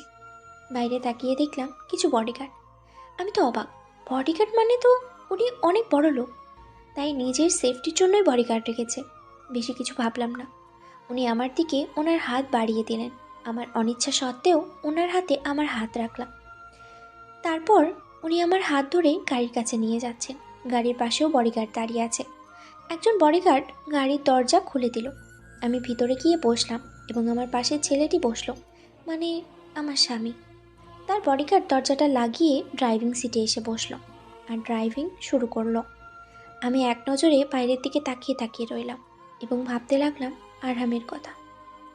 চুপচাপ জানালা দিয়ে বাইরে তাকিয়ে আছি। উনি কিছুক্ষণ পরপরই জিজ্ঞেস করছেন খারাপ লাগছে কিনা, ক্ষুধা লাগছে কিনা, এটসেট্রা। আমার প্রতি একটু বেশি কেয়ারে। আমি এমনই একজন হাজবেন্ড চাইছিলাম, কিন্তু আজ চাইছি না। ওনার বদলে যদি আরাম থাকতো তাহলে কতই না ভালো হতো। প্রায় 2 ঘন্টা পর একটি বাড়ির গেট দিয়ে গাড়িটি ঢুকলো। আমি তো অবাক, কারণ অদ্ভুত সুন্দর বাড়ি কখনোই দেখিনি, কল্পনাও করিনি। বাড়িটা সাদা পাথরের তৈরি, অনেক অংশেই কাচের দেয়াল। বাড়িটির দুপাশে খুব সুন্দর ঝর্ণা, ঝর্ণার মাঝে পদ্ম ফুল। বাড়িটা লোকালয় থেকে অনেকটাই ভিতরে, চারপাশে গাছগাছালির বাহার, অসম্ভব সুন্দর। মন কাড়ার মতো একটা জায়গা। আমি হাঁ করে দেখছি বলে উনি বললেন, এগুলো পরেও দেখতে পারবেন, এখন ভেতরে গিয়ে ফ্রেশ হবেন, রেস্ট নেবেন, নামাজও বাকি আছে। ওনার কথায় কিছুটা লজ্জাবোধ করলাম। তারপর ওনার পেছনে পেছনে ভেতরে ঢুকলাম। ভেতরে ঢুকে তো আরও অবাক, বাইরে থেকে ভেতরটা আরও অনেক সুন্দর। সব দামি দামি আসবাবপত্র। উনি একজন সার্ভেন্টকে ডাকলেন এবং বললেন রুমে নিয়ে ফ্রেশ হয়ে আমার হাতে পায়ে মাথায় মলম লাগিয়ে দিতে। সার্ভেন্টও সম্মতি দিয়ে 2 জন আমাকে নিয়ে উপরের রুমে চলে গেল। তবে আমি সার্ভেন্টরা নিকাব পরা, শুধু তাদের চোখগুলোই দেখা যাচ্ছে। রুমটায় পশ্চিম দিকে বিরাট বড় দেয়ালের সাথে আলমারি ফিক্সড করা, উত্তর দিকের মাঝখানে একটা বড় বেড রাখা এবং দুপাশে 2টা বেড বক্স। ভিতরের দেওয়ালে বিরাট বড় আল্লাহ আরবিতে সুন্দর করে ডিজাইন করা বেড বরাবর বেলকুনি। দক্ষিণের বাতাস যেন মন ছুঁয়ে যাচ্ছে। তারপর আরেক পাশে টেবিলের উপরে কোরআন এবং নানা ধরনের হাদিসের বই রাখা। সার্ভেন্ট আমায় বলে যেন আমি ফ্রেশ হয়ে নিই। আমিও সম্মতি জানিয়ে ফ্রেশ হতে চলে গেলাম। ফ্রেশ হয়ে বের হয়ে দেখি কেউ নেই, তাই আমি বাইরে গেলাম। বাইরে দেখি বিছানায় একটা 3 পিস। আমিও আর দেরি না করে পরে ফেললাম, কারণ বাসা থেকে জামা কাপড় আনিনি। চেঞ্জ করে পেছনে তাকাতেই দেখি একটা সার্ভেন্ট খাবার নিয়ে এবং হাতে মেডিসিন নিয়ে দাঁড়িয়ে আছে। একটা জিনিস খেয়াল করলাম, ওনাদের দেখতে অদ্ভুত রকমের, আর সবাই নিকাব পরা। ওদের দিকে তাকাতেই একজন বলল খেয়ে নিতে। আমিও খেয়ে নিলাম। তারপর আরেকজন সার্ভেন্ট আমার আঘাতের স্থানে মলম লাগিয়ে দিতে লাগলো। ওদের হাতগুলো ঠান্ডা, কিন্তু কেন সেটা বুঝতে পারছি না। তবুও ওদের জিজ্ঞেস করলাম, তোমাদের হাত এত ঠান্ডা কেন, আর তোমরা নিকাবি বা পরে আছো কেন? বোন, এখানের পরিবেশ ঠান্ডা এবং পর্দা করা ফরজ, তাই মহাজন আমাদের পর্দা করতে বলেছেন। ও আচ্ছা। মলম লাগিয়ে ওরা চলে গেল। আমিও বসে রইলাম। পরে নামাজের কথা মনে পড়ল। তাড়াতাড়ি ফজর এবং জহরের কাজা নামাজ পড়ে নিলাম। জায়নামাজটা ভাঁজ করে আলমারির দিকে গেলাম রাখতে। আলমারি খুলেই অবাক, এত বোরখা হিজাব কার জন্য রেখেছেন? জামা কাপড়ের জায়গায় বোরখা হিজাব। দেখি অন্য একটা খুলে, অন্যটায় পার্ট খুলে আরও অবাক, পুরোটা জুয়েলারি দিয়ে ভরা। মনে হচ্ছে 2টা জুয়েলারির দোকান উঠিয়ে নিয়ে এসেছে। আরেক পার্ট খুললাম, সেখানে সব মেয়েদের জামা কাপড়। আমি আজ অনেক বেশি অবাক হচ্ছি, এই ছেলে এত কিছু কখনই বা আনলো? আরেক পার্ট খুলে আরও বেশি অবাক, পুরোটাতেই জায়নামাজ তসবি দিয়ে ভরা। শেষ 2টায় আছে, সেটা হয়তো ওনার। কিছু না ভেবে জায়নামাজটা রাখলাম। কি করছেন আপনি? কোনো ছেলের কণ্ঠ শুনে চমকে পেছনে তাকালাম। উনি আমার চমকানো দেখে হেসে বললেন, আরে ভয় পাবেন না, আমি আপনার স্বামী। আপনি এত বোরখা, জামা কাপড় এবং জুয়েলারি কার জন্য এনেছেন? যাকে বিয়ে করেছি তার জন্যই তো সব। আর বিয়ে তো আপনাকে করেছি, তাই অবশ্যই আপনারই হবে, তাই না? তাই বলে এতগুলো? হ্যাঁ তো আমি এত কিছু দিয়ে কি করব? পড়বেন, দরকার তো পড়বে অবশ্যই। আচ্ছা আপনি রেস্ট নিন, অনেক ধকল গেছে আপনার ওপর, আমি যাই। ফি আমানিল্লাহ। উনি চলে গেলেন। উনি যাওয়ার পর আমি বিছানায় যেতেই ঘুমিয়ে পড়লাম। এদিকে কি সব দিকে ভালোভাবে নজর রাখছে তো? হ্যাঁ কুমার, কুমারী একদম সুরক্ষিত। আপনি নিশ্চিন্তে থাকুন, আল্লাহ ভরসা। ঠিক আছে। বলেই আমার রুমে চলে আসলো এবং আমার মাথার পাশে বসলো। আর আমি 2 চোখ পেয়ে জল পড়ছে। হ্যাঁ, মেহিতার সাথে যার বিয়ে হয়েছে সে আর কেউ নয়, আরহাম। সেই তার জন্য এত কিছু করেছে। আরহাম পরম যত্নে মেহিতার মাথায় হাত বুলিয়ে দিচ্ছে। মিষ্টি পাখি, আমায় ক্ষমা করো, তোমায় খুব কষ্ট দিয়ে ফেলেছি, তাই না? চিন্তা করো না, আমি তোমায় আর কষ্ট দেব না, সব সময় আগলেই রাখবো তোমায়। আর গত রাতের মতো কেউ তোমার সাথে আর কিছুই করার দুঃসাহস করতে পারবে না। গত রাতে আরহামকে ওরা আটকে রেখেছিল, যারা মেহিতার শত্রু। আরহামের একটু ভুলের জন্য ওরা তাকে কিছুক্ষণের জন্য আটকে রাখতে পেরেছিল। আরহামের প্রথমে জ্ঞান ছিল না, যখন জ্ঞান ফিরে তখন দেখে সে বন্দী। হঠাৎ মেহিতার কথা মনে পড়ল, তারপর চোখ বুঝে অনুভব করতে লাগলো।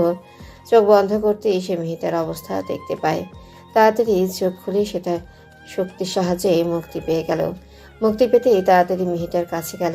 মেহিতা যখন পড়ে যাবে ঠিক তখনই আরহাম এসে ধরে ফেলে। মেহিতা তখন জ্ঞান ছিল না। মেহিতার অবস্থা দেখে আরহাম আগুনের দৃষ্টি নিক্ষেপ করল অবয়বটির দিকে। অবয়বটি হেসে উঠল এবং বলল, ইস, আর একটু দেরি করতে পারলি না? আর একটু দেরি করলেই তো ওই মেয়েকে উপরে পাঠিয়ে দিতাম। আমি থাকতে তো মিহিতার কিছুই হতে দেব না। আজ তো তুই আমার কলিজাতে আঘাত করেছিস, তোর দিন শেষ। তোকে সেদিনই মারা উচিত ছিল, কিন্তু তবুও তোকে সুযোগ দিয়েছিলাম ভালো পথে আসার জন্য, কিন্তু তা না করে আবার এসেছিস ওকে মারতে। তোকে আজ আমার হাত থেকে একমাত্র আল্লাহ ছাড়া কেউ রক্ষা করতে পারবে না। বলি আরহাম ঝাঁপিয়ে পড়ল অবয়বটির উপর। প্রায় অনেক ধস্তাধস্তির পর আরহাম অবয়বটাকে মেরে ফেলল। তারপর মেহিতার সামনে যায় এবং দেখে এখনো জ্ঞান ফিরে নাই। আরহাম মেহিতাকে জঙ্গল থেকে বের করে ওদের বাড়ির বাহিরে নিয়ে আসে, কারণ এই অবস্থায় আরহাম বাসায় যেতে পারবে না। তাই রাস্তায় শুয়ে তার ক্ষত স্থানগুলো সারাতে থাকলো। হঠাৎ আবার পেছন থেকে আরহামকে কেউ একজন আঘাত করলো। আরহাম এতে খানিকটা রেগে যায় এবং পিছনে ফিরে তাকায়। পিছে তাকিয়ে দেখে আরেকটি অবয়বটি আরহামের দিকে তেড়ে আসছিল, তাই তাকে মারতে আরহামও যায়। অনেকক্ষণ ধস্তাধস্তির পর একেও আরহাম মেরে ফেলে, কিন্তু আরহাম অনেকটা দেরি করে ফেলে, যার কারণে ফজরের আজান দিয়ে দেয় এবং লোকজনের চলাচল শুরু হয়ে যায় এবং 2-3 জন মেহিতাকে ওই অবস্থায় দেখে ফেলে। তাই আরহাম আর কিছু করতেই পারে না। এগুলোই আরহাম ভাবছিল এবং চোখে জল ফেলছিল। আরহাম মেহিতার কপালে গভীর চুমু দিল এবং রুম থেকে বেরিয়ে গেল, কারণ কিছুক্ষণ পর আসরের আজান দেবে। তার আবার নামাজের আগে জিনরাজে থাকতে হবে। আস্তে আস্তে চোখ খুলছি। উফ, মাথাটা ভীষণ ব্যথা করছে। ঘড়িতে তাকিয়ে দেখি 7টা বাজে। আল্লাহ, এতক্ষণ ঘুমালাম অথচ কেউ ডাকলো না। হায় আল্লাহ, আমার নামাজ! দৌড়িয়ে ওয়াশরুমে গেলাম উজু করতে। উজু করে এসে আলমারি থেকে জায়নামাজ নিয়ে আসরের কাজা সহ মাগরিবের নামাজও আদায় করে নিলাম। 2 ওয়াক্তের নামাজ পড়তে পড়তে এশার আজানও দিয়ে দিল, তাই সেটাও আদায় করে নিলাম। রুমের মধ্যেই বসে আছি, হঠাৎ কিছু সার্ভেন্ট এসে আমায় খাইয়ে অন্য রুমে নিয়ে গেল এবং সাজাতে শুরু করলো। আমি কিছুই বুঝতে পারলাম না হচ্ছেটা কি। আরে আরে, তোমরা আমায় সাজাচ্ছ কেন? নিয়ম অনুযায়ী আজ আপনার বাসর রাত বোন, তাই। আমি আর কিছু বললাম না। কী বা বলবো আমি? বলার মতো যে কিছুই নেই। তবে উনি যদি আজ অধিকার খাটাতে আসে তাহলে আঘাত করব। বেশ কিছুক্ষণ সাজিয়ে আমায় আবার রুমটাতে দিয়ে গেল। আমি তো অবাক। কষ্ট দিলেন আমায়। জানেন আমি কি অবস্থা নিয়ে গেছি আপনাকে ছাড়া? মনে হচ্ছিল আপনাকে সারা জীবনের জন্য হারিয়ে ফেলে অন্য কারোর স্ত্রী হয়ে গেছি। পাগলি একটা, আমি ছাড়া আর কারই বা সাহস আছে তোমাকে বিয়ে করার? বাবাকে কি বলে সামলিয়েছেন? ছোট থেকেই তোমার আর আমার বিয়ে ঠিক হয়েছিল। কি কি করে? আর আপনি বা আগে বললেন না কেন আমায়? সেটা তোমার বাবা ভালো করে জানে। আরহাম আমার ভেঙচিতে হেসে দিল। হঠাৎ ওনার হাসি বন্ধ হয়ে গেল এবং সাথে সাথেই চোখ অফ করে ফেলল। এতে আমি অনেকটাই ভয় পেয়ে যাই। কি হলো? এমন ব্যবহার করছেন কেন? তোমার বাবা খুবই বিপদে আছে। মানে কি? এত কিছু বলার সময় নেই, এখনই যেতে হবে। তাহলে চলুন। তারপর আরহাম আমার হাত ধরল, সাথে সাথেই আমরা আমার বাসার সামনে এসে দাঁড়ালাম। অবাক হলেও ওনার সাথে তাড়াতাড়ি ভেতরে গেলাম। ভেতরে গিয়ে আরও অবাক। ফুপি আর বাবা অজ্ঞান হয়ে পড়ে আছে এবং তাদের আশেপাশে অনেকগুলো অবয়বগুলো আমার এবং আরহামের কাছে আসতেই ওনার বডিগার্ডগুলো ওদের উপরে ঝাঁপিয়ে পড়ে। আমি অবাক হয়ে দেখছি এবং ভাবছি, তাহলে এরাও মানুষ নয়, জিন? বডিগার্ডগুলো ওদের মারতে লাগছিল। তখন আরহাম তাড়াহুড়ো করে বলল, মিহি, এদের আটকাতে হলে একটা জিনিসের প্রয়োজন, আর আমি জানি সেটা তোমার কাছে আছে। আমার কাছে আবার কি করে থাকবে আরহাম? আমি তো... এত কিছু বলার সময় নেই, তুমি শুধু এই ধাঁধাটার সমাধান করো, তাহলেই হবে। রাতের অন্ধকার এবং দিনের আলো দুটোতেই মনকে আলোকিত করে অবশ্যই, রাজার ধনের চেয়েও শ্রেষ্ঠ। ধাঁধাটা পুরো মাথার উপর দিয়ে গেল। রাতের অন্ধকার এবং দিনের আলো মানেটা কি? আবার বলছে রাজার ধনের শ্রেষ্ঠ। কি সেটা কি হতে পারে? হঠাৎই আমার এবং আরহামের উপরে হামলা হয়। আরহাম 2 হাতে সব সামলাচ্ছে এবং বলছে, মিহি, আমি ওদের বেশিক্ষণ সামলাতে পারবো না, তাই বলছি যা করা তাড়াতাড়ি করো, তাড়াতাড়ি সেই জিনিসটা বের করো। আমি আর ভাবতে পারলাম না, তাড়াতাড়ি রুমে গেলাম, হয়তো সেখানেই কিছু পাবো। এদের সবাইকে এড়িয়ে রুমের দিকে গেলাম এবং সারা ঘর তন্ন করে খুঁজতে লাগলাম। হঠাৎ কেউ জোরে আমাকে আঘাত করলো। আমি দূরে ছিটকে পড়লাম, প্রচুর ব্যথা পেলাম, একদমই আসতে পারছি না। হঠাৎ কারোর হাসি শুনতে পেলাম, হাসিটা অনেক চেনা। চোখ খুলে সামনের মানুষটাকে দেখে অবাক, অনেকটা কষ্ট পেলাম। অজান্তেই চোখ দিয়ে 2 ফোঁটা জল গড়িয়ে পড়ল। দিদি, তুই? হ্যাঁ আমি। কেন, কাকে আশা করেছিলে? তাহলে এসবের পিছনে তুই? খুব ভালোই তো বুঝিস তাহলে। এত বড় ধোঁকা দিলি? হ্যাঁ দিয়েছি ধোকা। তোদের সকলকে শেষ করতে ধোকা দিয়েছি। আজ শরীরের আঘাতের থেকে মনের আঘাতটা বেশি লাগছে। যাকে নিজের বোনের মতো মানলাম, সে আজ আমার এবং পরিবারের এত বড় ক্ষতি চায়। কেন করলি? এমন কি ক্ষতি করেছিলাম আমরা তোর, যার জন্য তুই এত বড় ধোঁকা দিলি? খুব ভালো প্রশ্ন। আচ্ছা, তোর মনের খটকানিটা দূর করি না হয়? তাহলে শোন, আমি তোর ফুপির একমাত্র মেয়ে। কি? অবাক হলি? তবে এটাই সত্যি। আমি জিন পুত্র এবং মানুষকন্যার মেয়ে। তাহলে কি ফুপা? হ্যাঁ, উনি একজন জিন ছিলেন। আর ওই মহিলা মানুষ হয়, আমি অর্ধেক জিন আর অর্ধেক মানুষ। ছি, সে তোর মা হয় আর তুই তার ব্যাপারে এভাবে কথা বলছিস? মা বা বাবার দায়িত্ব হলো তাদের সন্তানকে নিজের সাথে আগলে রাখা। কিন্তু তারা কি করলো? যখন জানলো আমি জিনদের সর্দারনি হব, তখন তারা আমায় ছুঁড়ে ফেলে দিল।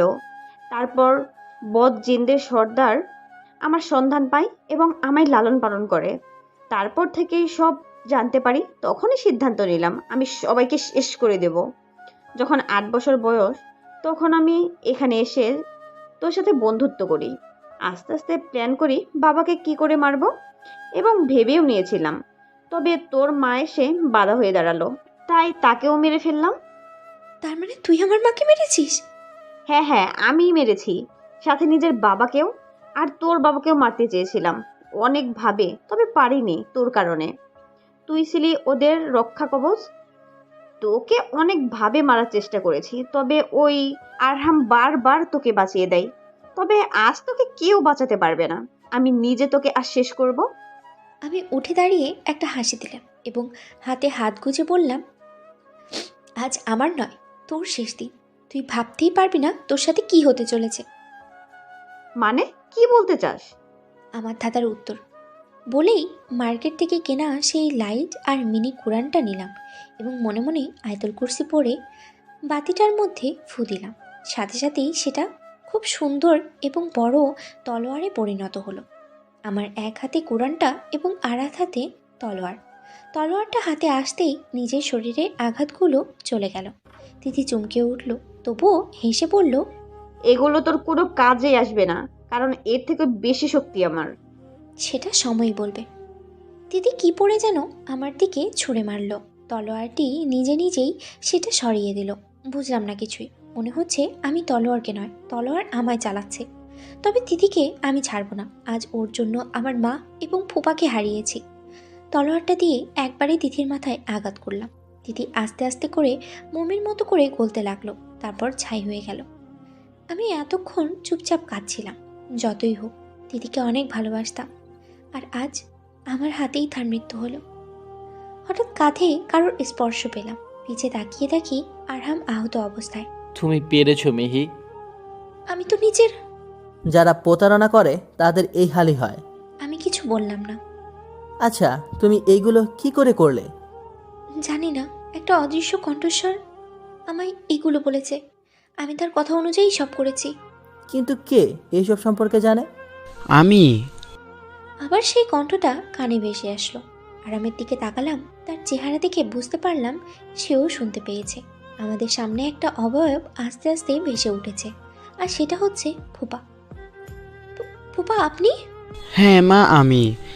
আপনি কি করে? সেটা বলা যায় মিহিকে সঠিক পথ দেখাতে। ফুপা, আপনার সাথে সত্যি খারাপ হয়েছে। শোনো মিহিমা, আরহাম আমার ভাইয়ের ছেলে। ওকে আমি দায়িত্ব দিয়েছি তোমার রক্ষা করার। আর সেই থেকেই আমি সব সময় তোমার আশেপাশে ছিলাম। মা, তুমি অনেক বড় একটা কাজ করেছো। আমি তোমার জন্য এখন নিশ্চিন্ত। আমি মুক্তি। তোমরা তোমাদের নতুন জীবন সুন্দরভাবে কাটাও, দোয়া করি। বলেই ফুপা উধাও হয়ে গেল। আমি তলোয়ারটা আরহামকে দিলাম। আরহামের হাতে যেতেই তলোয়ারটা আরও সতেজ হয়ে গেল এবং আরহামও সুস্থ হয়ে গেল। এটাই আমাদের জিন তলোয়ার মেহি। এটাকে খুব যত্নে রাখতে হবে। দাঁড়াও, আমি কিছুক্ষণের মধ্যে আসছি। বলেই আরহাম অদৃশ্য হয়ে গেল। কিছুক্ষণের মধ্যেই ফিরে আসলো এবং আমায় জড়িয়ে ধরল। এখন আমরা সুরক্ষিত মিষ্টি পাখি। আমাদের কোনো শত্রু নেই। তুমি আর আমি দুজনে মিলে সৎভাবে জিন রাজ্য পরিচালনা করব। কি থাকবে তো আমার পাশে? আমি ওনাকে শক্ত করে জড়িয়ে ধরে বললাম, হ্যাঁ, শেষ নিঃশ্বাস পর্যন্ত আপনার পাশে থাকবো। আপনি যে আমার অনুপ্রেরণা, আমার বাঁচার একমাত্র কারণ। ভালোবাসি খুব তোমায় মিষ্টি পাখি। আমিও ভালোবাসি আমার জিন বরটাকে। গল্পটা সম্পূর্ণ কাল্পনিক, এর সাথে বাস্তবের কোনো মিল নেই। কেমন লাগলো গল্পটা তা অবশ্যই কমেন্ট করে জানাবেন।